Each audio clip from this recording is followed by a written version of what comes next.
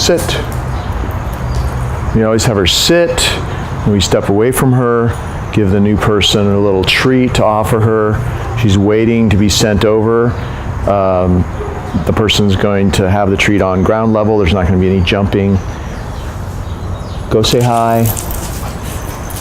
Come. Good. So he was grabbing her leash so she wouldn't immediately run back to me, but actually with her, with Canela, this is what you want, because sit. You want her happily approaching the new person, which she wouldn't do before. If she did approach another person before, there was a good chance she was going to do something inappropriate to that person. And so you want to do it with Canela. It's good to have it this way, because she runs over because that person has a gift for her, but then she runs right back to you so that you can control her, which is really ideal. So this time, don't grab her collar, just let her take it and run back. So see how she's waiting? I even did a sit stay. The leash is loose, she's waiting. My right hand is gonna pat her chest and say, go say hi. Takes a treat, come. Good. See how I'm calling her to come to me? It's in my right hand, the treat's in my right hand, closed hand. I back away. When you back away, the dog's drawn to you. And then she's done this every day since she's been here. So she just puts herself back in a sit, although you still need to give her the commands. So she's sitting. We'll do this one more time. I'll throw in a little sit stay. The longer she has to focus playing this game, the better she's going to be, because we're really after the byproduct of doing all these training exercises, and that is that when she's on free time, she's less reactive. She has, at the very least, she has a longer fuse so that something happens. She doesn't just react instantaneously and try to bite somebody or do whatever she did before. At least you have a fuse and you have time to use the commands to get her out of there. So the byproduct of this training is that she's much calmer and less reactive. Go say hi. Come. Good. So that's the greeting routine. I'd recommend you do this with anybody that is willing to help you with the training. Do it outside of the house, like we're doing it in the front yard of this house. Don't do it inside the house, because she's going to be protective if a stranger walks through that front door and she's on the inside. Always do it in a more open, neutral place, which the front of your house is much better. If you have a lot of activity, a lot of traffic in front of your house, like people walking past, do it on the driveway or somewhere away from where people are walking past, so that people aren't just walking up from behind, because you want her to be able to focus on this exercise with this person. And then when you're done outside, and I think I just sent her over 3 times, give that person a big old handful of chicken breast or steak, whatever you're using, because you want to use a super high value reward when you're introducing her to new people, because we want to change her impression of what it means to have a new person come over to your house and be inside your house. So you give that person that treat, and then we're not going to have to show you this, but that person goes first, you go, okay?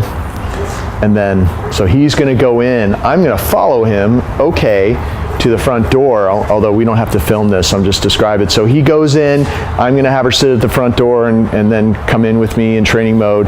And then we do one last, or maybe 2 or 3 more repetitions of the same thing in there, only he's already in there and she's the one coming through the front door. He's already in the front room or the big, whatever area we're doing it in. And then she's getting these treats from a new person. It's a very controlled, orchestrated exercise where you're in total control of this thing, obviously. She's not running loose and just, no, okay, left to her own devices, getting insecure and feeling like she has to protect you or your space. And then so you do it just like we did it out here, and then you put her away in your room with her favorite bone to chew on in her crate. And you're gonna have to do that for a while. I'd say do it for 3 months. Try to do it 20, 30 times with different people, always ending on a success. That means that you end before she's stressed out. So the first few times, you just do it and then she goes while she's still happy. As time goes on, maybe you hang out and talk for, let's say if we're in your front room, go. And she's just been sent, no. She's just been sent over to to go to see that person a few times, and you're in the living room like this, and if she looks at him, come, do that. So let her be free, but keep her on the leash, and good. Do this a little bit. If she even looks at that person, call her to come to you, come, and then you put her away. So each time you practice it, you let her stay out just a couple of minutes more, but still controlled on a leash. So she gets used to the fact that good stuff happens when visitors are in your house, when new people come around, and it always ends with her being really happy with a treat and going into the crate, and you just lengthen the time every time just a little bit more, and always end on a success like that. And she's going to get better and better.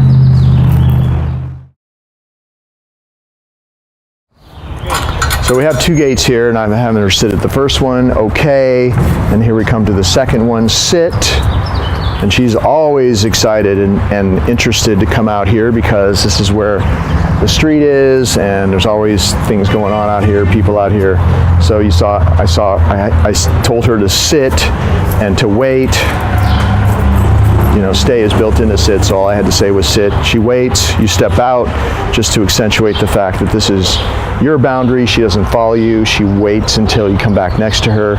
You say, okay, she walks out with you. I'm gonna do a little turning into her like this, and closing the gate, because I'm by myself here. And then walking up to the curb. This is the way we start the walk every day. Sit at the curb, making sure that she starts off the walk in a very calm manner.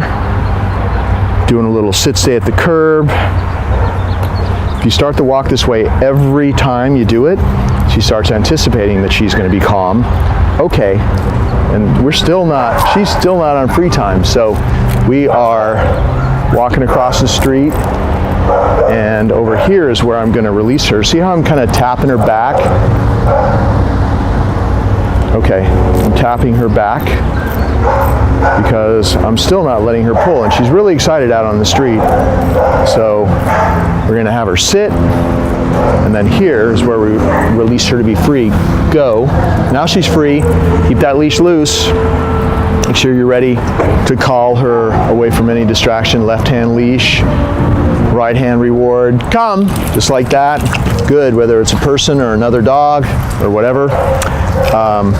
You always start the walk this way, and you start it on the inside of the front door this way as well, because there's a truck coming here. Because if you let her get all excited on the inside of your house, you hook her up to her leash, and she races down the driveway, and she pulls you out on the street, she's just going to be very reactive. And see this behind us right here? There's a distraction. Come. You want to always call her away from distractions. That was just somebody that just showed up, and I'm using chicken out here to reward her for coming away from distractions like that. So we'll move a little bit closer. Come. And now we have one across the street. Show that one. So come. You're going to keep calling her away. Good. They're just showing up from everywhere. But see how I'm keeping the leash loose? Come. Good. And that dog's barking at her. See how the leash is loose? Come. Use your command to call her away. Good. We have not had one tight leash. Come. If she doesn't respond right away, just tap and back away. Always a loose leash, using your target hand to draw her away from that distraction. No tight leashes, no corrections. Just, nope. Pay her to do, come. Pay her to do the appropriate behavior. Don't correct her. Don't say leave it or whatever people might say. It's all about loose leash. Come. Her new job to do. See a dog, and this one's barking at her, so that's extra good. It's extra good practice for us. And and normally you're going to be like, the dog shows up, you do that. Okay, you're out of there. Go the other way. Always step into her. Okay, go. You get out of there like that. But we're just hanging out around this dog, so I can show you how she gets better if you just keep practicing it. She starts losing any of her desire to go over to that dog. Staring leads to aggression in her case. Come.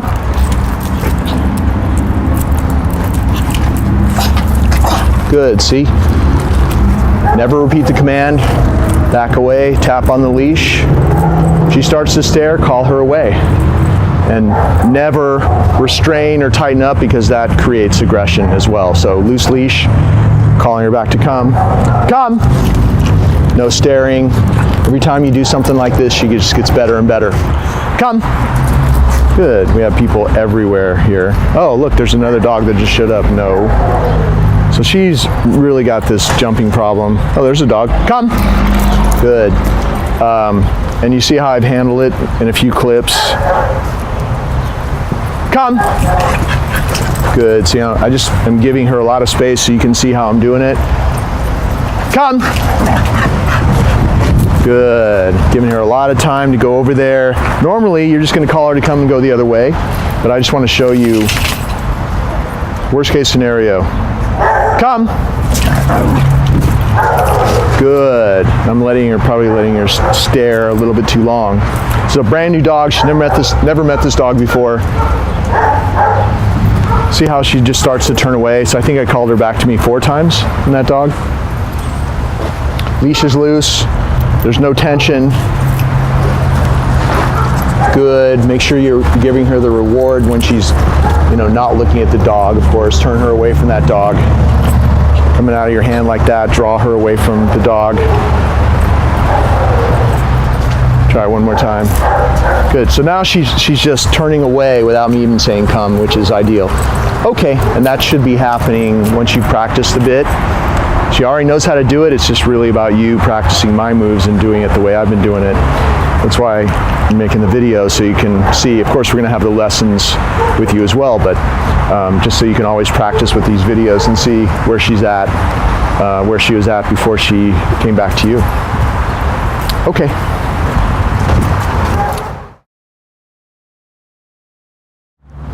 Look, it's a person. Come! And that person really surprises there. And she has a dog as well. See how I called Canela away from her? Come! Good. So you're always going to use your come command. Come! Good. Okay, let's go. Oh, here we are. We're going to come into contact with a bunch of people.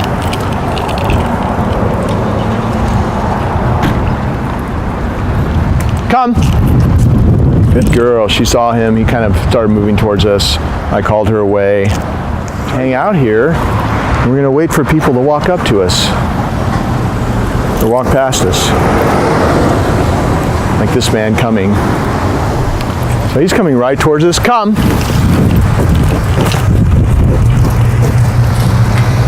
Here he is.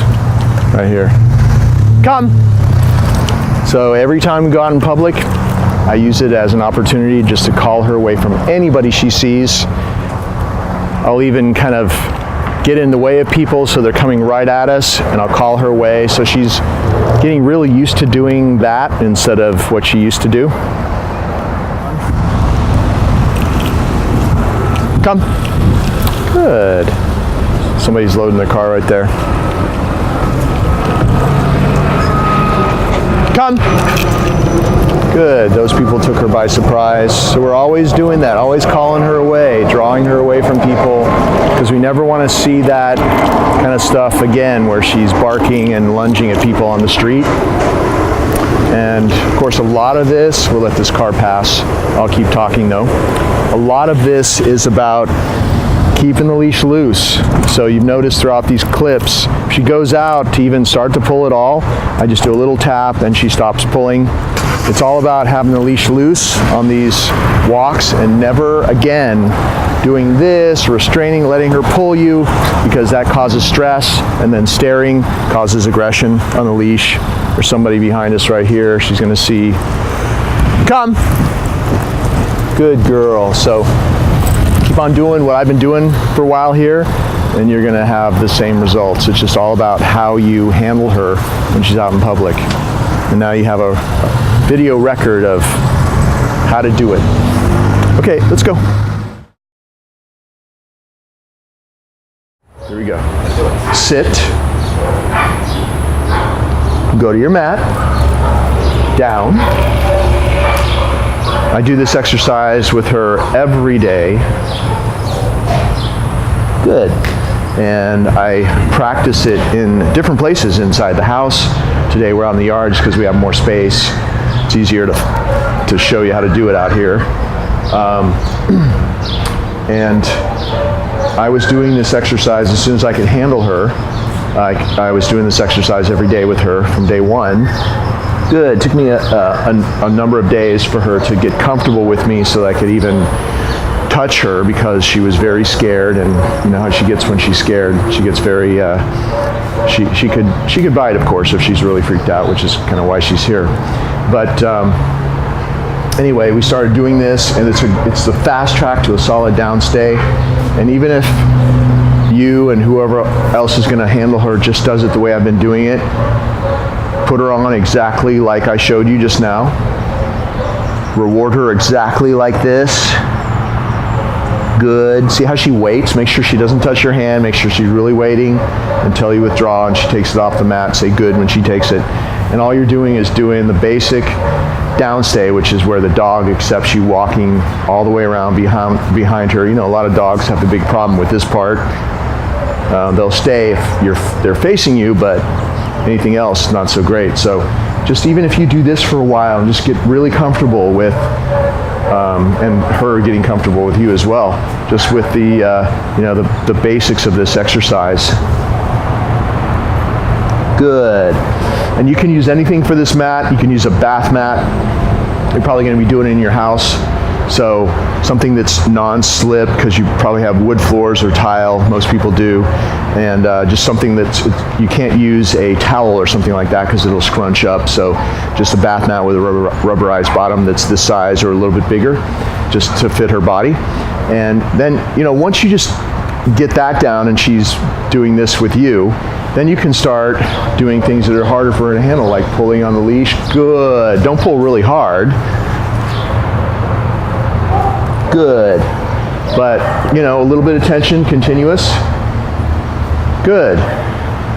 Because, good. Most dogs, when they come here, they've been pulled around, I would say every dog. And so when their owner pulls like this, they've been taught, oh, she almost did it. They've been taught to, come to them. So the whole message here is that the down means you stay there until I release you. But I want to show you what to do if she makes a mistake. So that was a very minor mistake. She's still on the mat. So you can just say, no. See how I don't even have to touch the leash now. I can just do that and she'll go back. And then you continue with the exercise. If she leaves the mat, let's pretend she popped up and left the mat. And I'm just going to release her, but we'll pretend that she popped up. Okay. You say no, and you step into her. Body language is huge here. See how I stepped into her? Do another left turn. Lead her back to the mat. She'll put herself back because she knows this exercise so well, but if she didn't, you just do this. You already said down once, so you don't repeat it. The less you talk, the better. The less commands, then you never repeat the command. If we're setting the bar really high, so she starts to get it that the first time you said D-O-W-N, that meant for 5 minutes if need be. So she gets up, makes a mistake, you turn into her, and you're always bringing her back to the mat with your body in between her and the mat, because if you went that way and she was on the mat side, she'd be pulling because she wants to go back on there, and they all love this exercise. So, and then you got another left turn, and that just keeps her next to you. Those left turns, as you've seen already, are really important because it's a very dominant move. It's gentle but firm, but it makes the dog feel like they're safe with you because you're calling the shots. And it also keeps the leash loose, because when you turn left, the way you saw me just do, when you're taking her anywhere, it draws the dog back next to you and she can't pull. So it's really important that you do those left turns. No right turns where you turn right and you're going to drag her, obviously. If there's a tight leash, she's going to pull away. So that's why you're always making left turns, even if you're going to go you know, even if you need to take a right turn, you do a left turn to go right. It's very simple. And it just makes the dog feel safe when you're doing that all the time. And if you haven't been doing that, which you weren't doing that, I know that you weren't doing, because nobody told you this, of course, it's not your fault. But you start doing what I'm doing, and her perception of you changes because you're doing my moves. She feels safer with you as she does with me. And she calms down because she feels safe.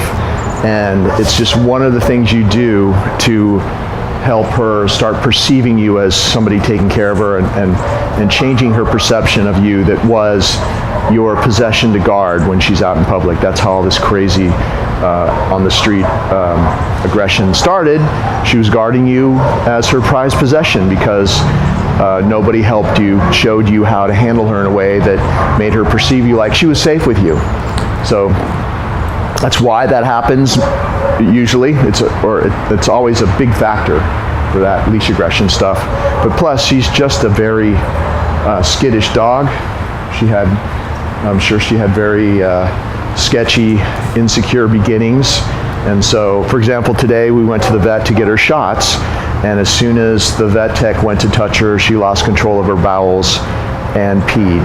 So even though I was holding her, so she just is, you know, we have a lot of fixing to do with her. This kind of stuff is how you go about it, and it takes a while, but the calmer she is and the more she can focus, good.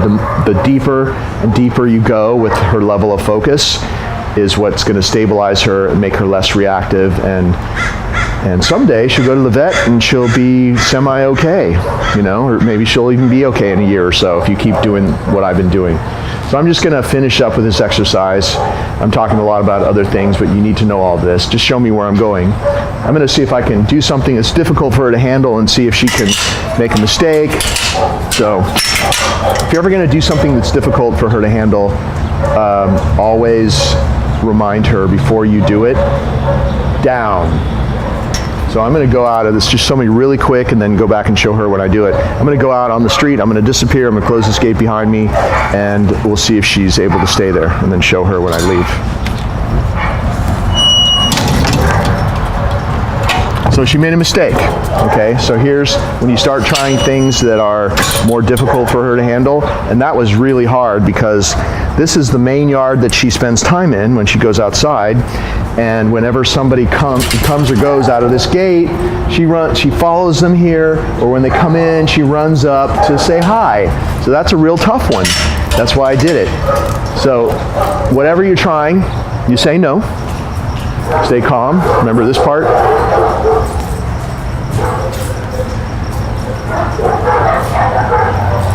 Put her back.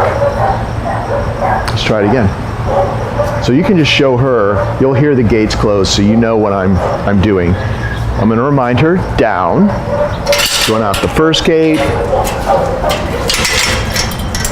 I'm going to remind her again before I go out of the big gate, down.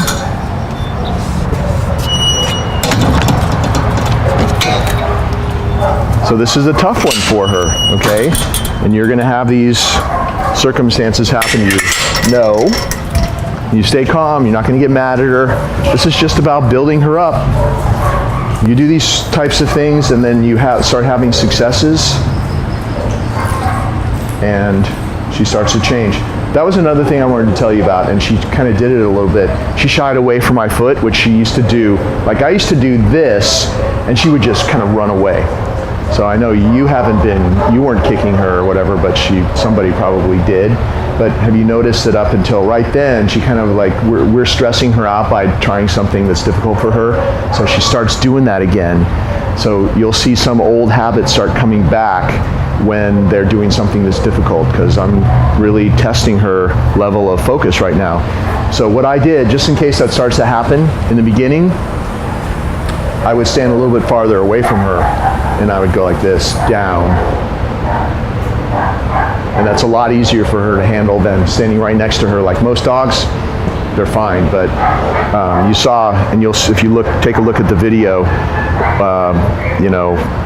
rewind it, you'll see she shied away. So that's the way to handle that. And then over time, she'll be okay with you, like I made her okay with me. So let's try it again. Down. No. So this is how we're going to do that.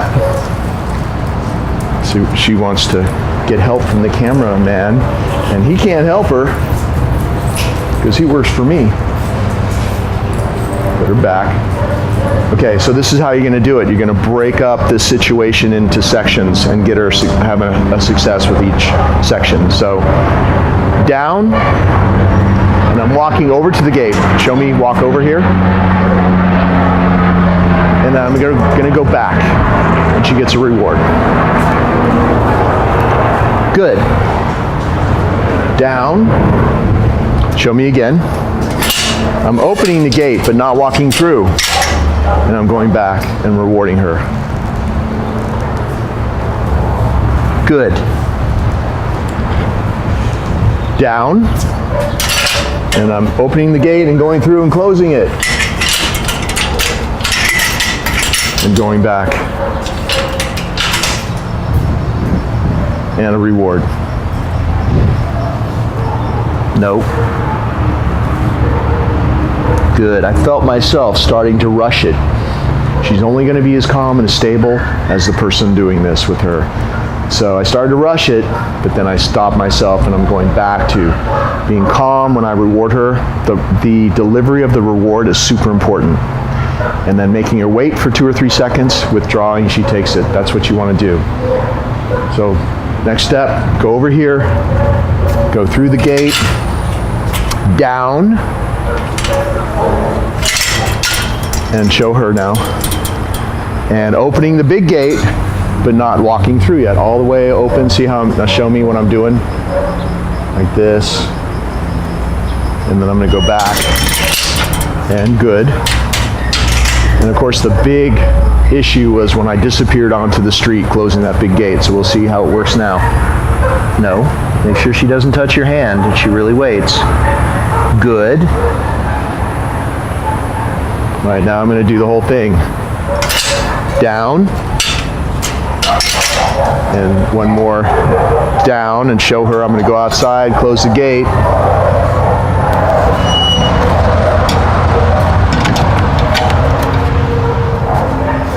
And big payoff, double chicken. Nope, make sure she really waits. Good. So it's exactly how you're going to get her past an issue. So now, one more time, I'm going to do everything at once like I did in the beginning where she made a mistake. Down. Going through the gate. I'm even kind of moving sort of fast like anybody would be going in and out of here. Going outside. Coming back. She's over it. Another big reward. Good. 2 times in a row. She's over that one.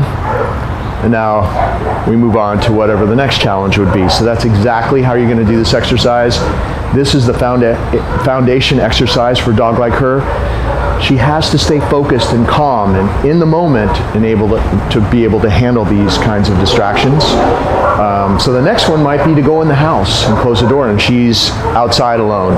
Or if she's in the house, to come out the doorway. I'm delivering her to you, so I'll be doing this stuff with you at your house, and we'll find some places where it's challenging, and I'll show you how to do it in person, but you'll always have this video to show exactly how to break it up. The byproduct of being able to do this kind of stuff is what helps her be less aggressive with strangers and less reactive in scary situations where she would just, freak out and try to bite somebody because she was scared. So this is how you make her more stable over time. Keep doing it. And if you only have 3 minutes a day, do it for 3 minutes a day. I usually do it for about 5. This is way longer because I'm talking to you and I wanted to show you how to fix a problem if you have one. If you find something that triggers her. And if you're always working on something like this, she's always going to get better and better and better. So once she's good at something, you move on to something, try something else that's maybe a little bit harder. Not a lot harder, because if it's too hard, she'll just keep making mistakes. She won't be ready for it. But a little bit harder, and keep pushing the envelope, making her better and better, because you want to have a success. And you want to be able to pay her for that success. So, and she might get antsy, no. And if she tries to crawl off the mat, if you just stand in front of her, maybe even walk close to her a little bit, she'll back up. So the way that you get her off this mat, okay. Lead her off the mat, have her sit. There are crumbs, the treats on the ground, so that's what she's interested in. And then with your right hand, pat her chest and say, go, and she's free. And then always pick up this mat. This mat is sacred. This is the work mat. She only does one behavior on this mat, and that is this exercise I just showed you. It's not a doggy bed. It's not to hang out on. You put the mat down, you go get her from wherever she is, in her crate or outside or whatever. She has to wait for your permission to go on. She waits for your permission to come off. As soon as she comes off, you pick it up and put it away. She only goes on this mat with your permission. She only comes off the mat with your permission. And that's what makes this a powerful exercise. Doggy bed, or whatever you have for her, is a free time place. She can come and go as she pleases. No training on that, because her association with that is one of relaxation and sleeping or whatever. So that's not going to work for this. You have to just have the one exercise being done on this mat, whatever you choose to be as your mat. Okay. Down. Good. Now she does the down so well without the mat because we practice on the mat. So that's what's great about the mat exercise. Good, is that it's a fast track to a rock solid downstay anywhere. So after a few weeks of doing it on the mat, I just started doing it without the mat as well, out in public or wherever I found a place where it wasn't too crazy. I would practice just a basic downstay with her on the sidewalk or whatever. Good. And she had it because of practicing on the mat. And of course, the stay is what's important. Doing it the first time you tell her, and also her staying there until you release her. Good. Very important things. But if you just do a couple of these a day in different places in your house, in your yard, just try to mix it up. Always do that mat exercise though, because that's the foundation of so much. She'll be way more solid on the mat when you're practicing her getting over distractions. And then when you don't have the mat, because you're not going to have the mat most of the time, she'll be really good just without the mat. She waits till you come back next to her. You say, okay. She stands up, sit. Always release her to be free from a calm sit stay. Never release her directly out of a down stay, because she'll jump up and run around. She'll lose a lot of that calmness. So she's still on the clock. She stands up. It's so much easier to release a dog calmly like this. Go. You want to keep this calmness. Every time you do a downstay, you want to release in a calm manner, or else you destroy that very fragile calmness that we're trying to develop in her. Every day we do this, build her up gradually, so the old Canela gradually continues to fade away and she gets easier and easier to handle. So it's all about how it ends. They remember how it ends. Any interaction with you or training exercise to do with you, if it ends all crazy and hyper, where you say, good, hey, and they're just all jumping all over the place, where you're going to destroy the calmness. So make sure that you release in a calm way. And then, good. If she sits there and stares at you lovingly, give her a little treat. Why not? She did a good job. Okay. I just want to break down, even though you've seen me calling her to come multiple times out in real life situations with dogs and people. And in the greeting routine, I'm just going to break it down just to make sure that you have the details. Left hand leash, right hand reward, reaches in your training pouch. Make sure you have a training pouch that has big pockets, no fanny packs or anything you have to fumble with, no plastic baggies. It needs to be there ready for you to just grab when you're working with her. So, you have a cloth training pouch, just wash it if it gets dirty and gross. So no fumbling, it's got to be right there. and she's not going to look away from me. And one of the ways that I always practiced was I always called her to come to me when she wasn't staring at me. So you'll see this is going to happen to you as well once you start practicing.